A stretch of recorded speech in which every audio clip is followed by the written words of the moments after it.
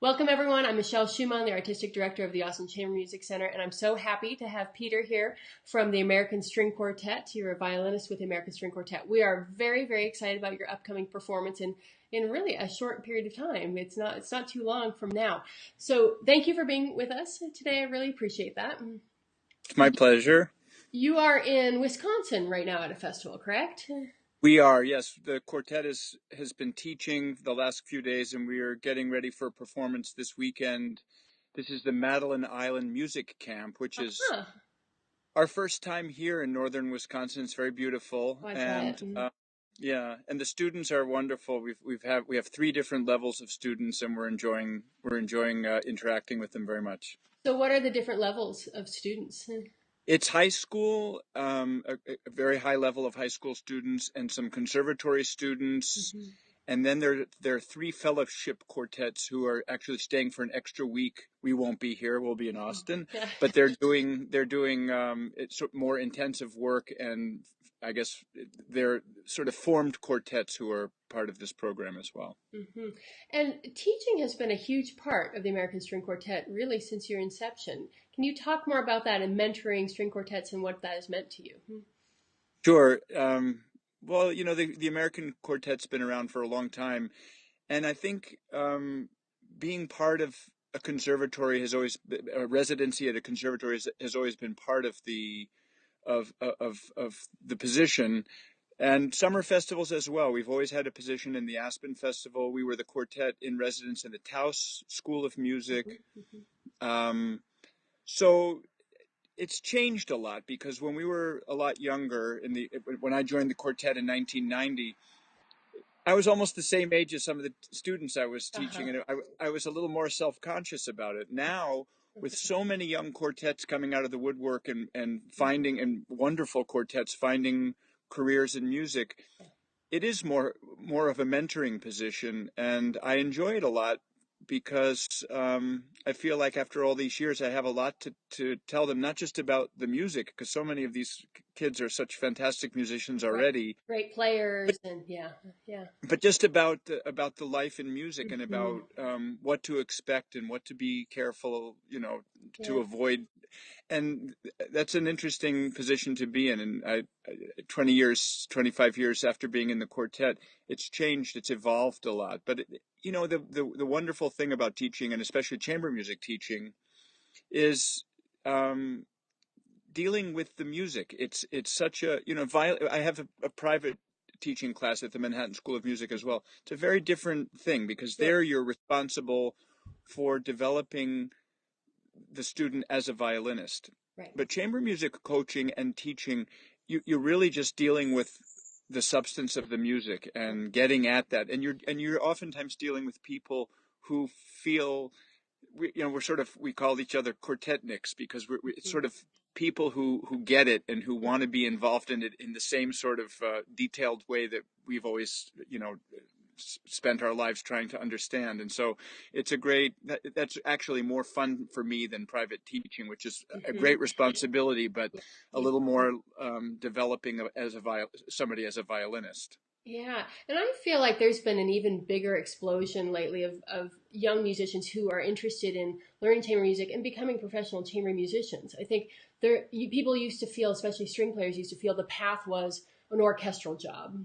And I think more and more, even when students are going into the conservatory or into the university, their kind of pie in the sky is to be a quartet player or to be in a piano trio. And I think that's very exciting for the field. And it is. Yeah. And the funny thing is, when I was in Juilliard, a lot of the string players and pianists, for that matter, were trying so hard to make solo careers, and they thought this is what we're here for. And as you said, a great appeal for being a string player is to get into an orchestra. If you get into a fine orchestra, so many good things in terms of security, in terms of having a job, a health plan, and all of this. It's all there for you. I mean, less and less so these days, but that's the idea, and you're still playing great music. But there's a great appeal to pulling the strings yourselves and being on stage yourself and interacting with just a few colleagues and playing this wonderful music. but you don't, it's a love. It's a labor of love because you really, but I think you're right. More and more people seem to think, if I'm going to spend my time doing this, I want to love what I'm doing, and that draws them to chamber music. Yeah, yeah. I mean, I just think it's a great thing. It used to be this anomaly, and now more and more young people are doing that. And I also think it's one of the more sustainable art forms in the classical field too. I know for me as a presenter and as a performer of chamber music, I feel like we can afford to do this.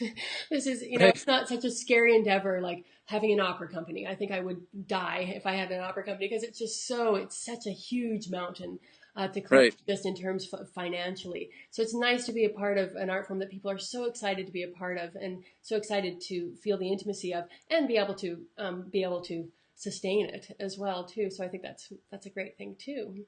So No you question. so you love working with students. I want to talk to you about a different kind of collaboration too. I am looking very much forward to playing with you guys. We're going to be doing the Dochnani string piano quintet, which is such a fantastic work. But I wanted to talk to you because you guys have performed with, oh my goodness, almost everyone you've done collaborations with. I was looking at your collaboration list recently on your website, and it's just enormous. Right.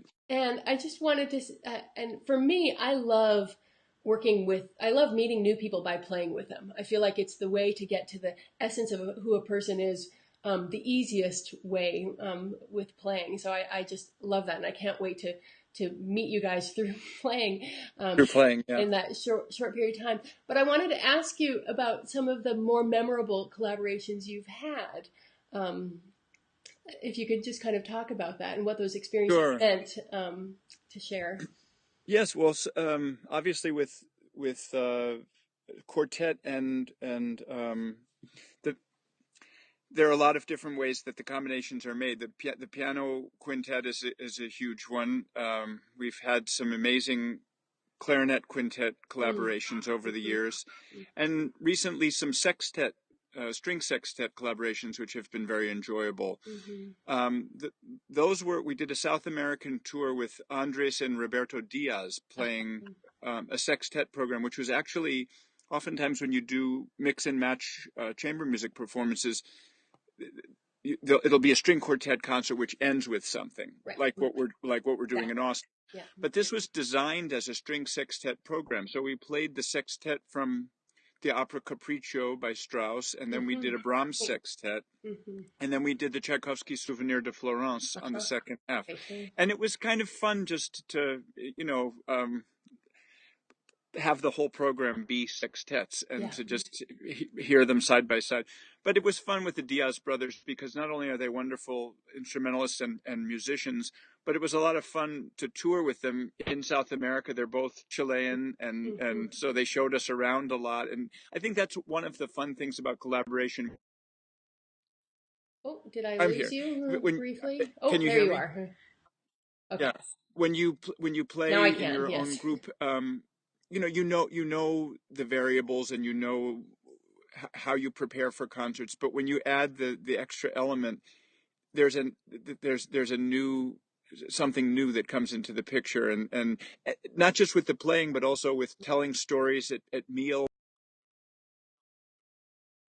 And there's just so many wonderful things, and I think we had a great time on that South American tour with that. One of the pianists we've played with over the years, and it feels as if he was a mentor to us in many ways, was Menachem Pressler. Oh, wonderful! Yeah, and we had so many European tours with him in the great concert halls of Europe, where he's just revered, and it was really something to hear his stories, and also, as you said, to make music and to get to know him through that. He's one of these people who it was a little shocking to us in the beginning. He plays the piano so beautifully, and the Dvorak quintet was what we played mostly, but we did Schumann and Brahms as well over the years. He never in any situation had any problem telling you what he thought about what was going on in the music. And it was so funny because he was this old man in his late 80s, when we were mid to late 80s, as we were doing these performances, and he would just look at you and say, what are you doing? Like in rehearsals, and this is not how to play chamber music. And the things that you just look at him, but then he would explain what he had in mind, and it was just he just.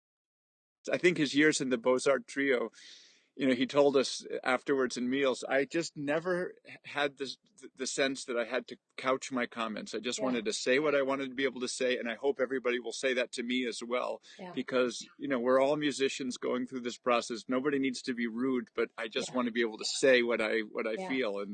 And how refreshing, in a way, to have that kind of openness and to know that one doesn't have to have hurt feelings, that it's really not personal. Like, it's all on this quest to get deeper and more involved in the music and to express it in the way that hasn't been expressed before. Right.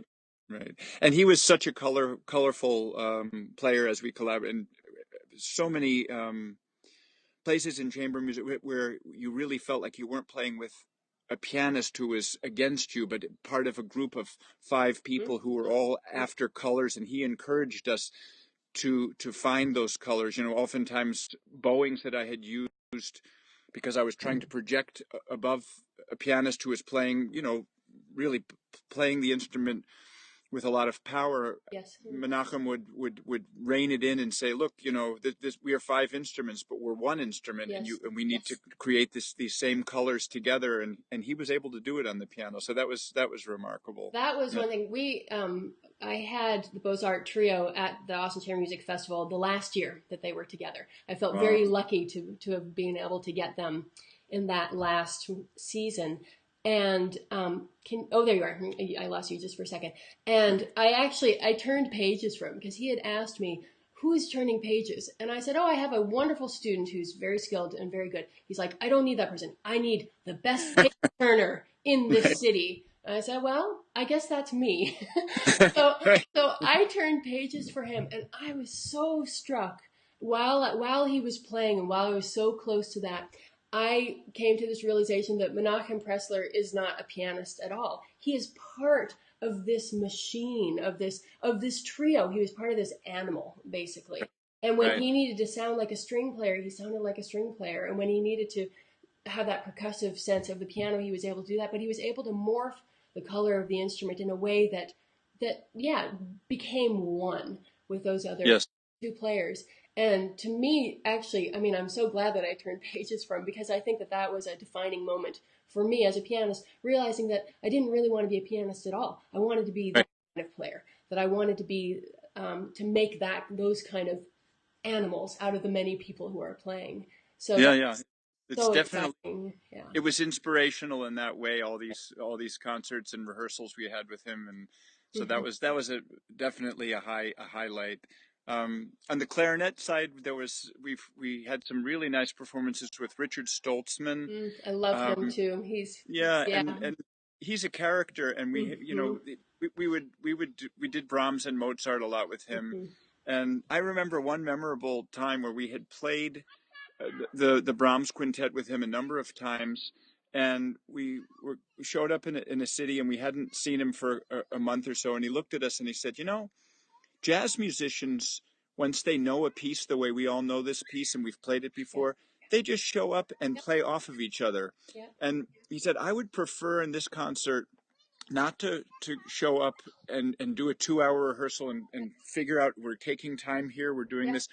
Since we know the piece so well, let's try to get out on stage and just be free and play off of each other. And we were all like, are you sure you want to do that? It was kind of anathema to how a string quartet functions, and we said, okay, we'll try it. And it was really one of the great performances we did of the Brahms, because there was this freshness and the sense that we hadn't rehearsed it to death, but yet we all knew exactly what was going on. So. And you could respond to each other in the moment with that dedication that we're all going to be present doing that. Right. And that, of course, that's not a realistic thing for every performance, but it was one that I remember about him. So that was nice. Great. I love those stories. And it actually even makes me more excited to play with you, because we will rehearse more than we won't just show up. Obviously, I hope so.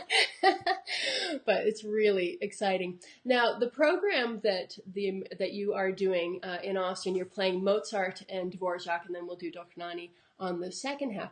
This is a pretty traditional program for you all. I know that you do a lot of new music, and I wanted to ask you about how playing a lot of new music kind of might inform and be telling on how you approach older music. Well, it's funny. I would almost prefer to answer that question the other way around. Yeah. And that is to say that the quartet repertoire is so rich from the classical and romantic period, but I think the way we began approaching, and of course you can't call it new music, but more modern music, the Schoenberg, Berg, Weber, and Bartok, right, as hard-edged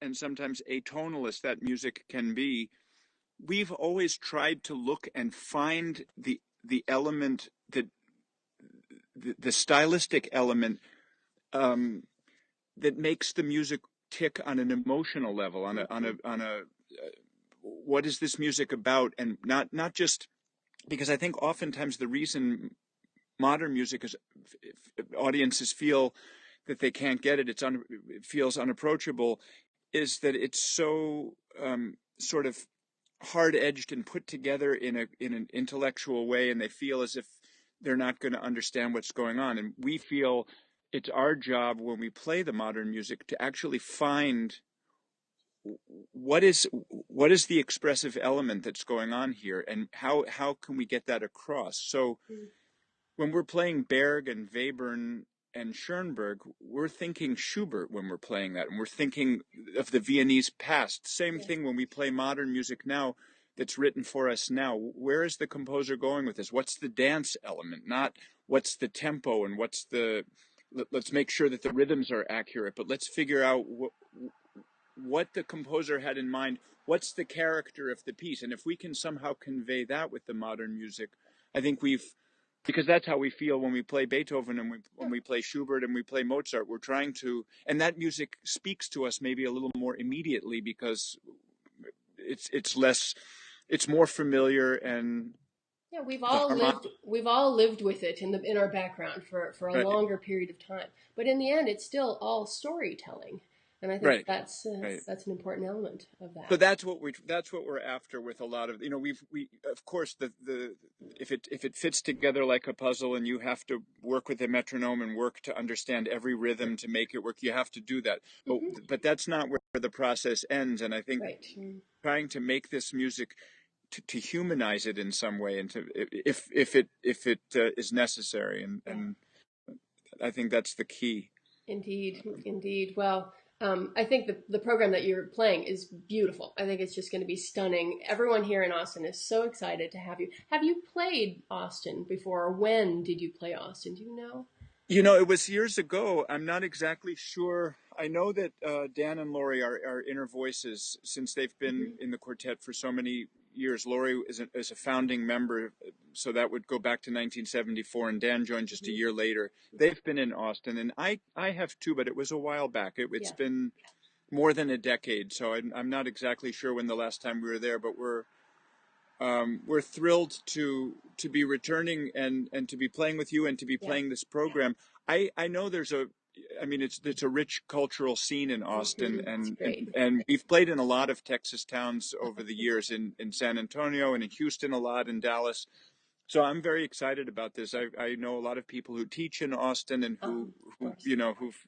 who've been part of this cultural scene, and I'm just excited to be there too. I think we all are.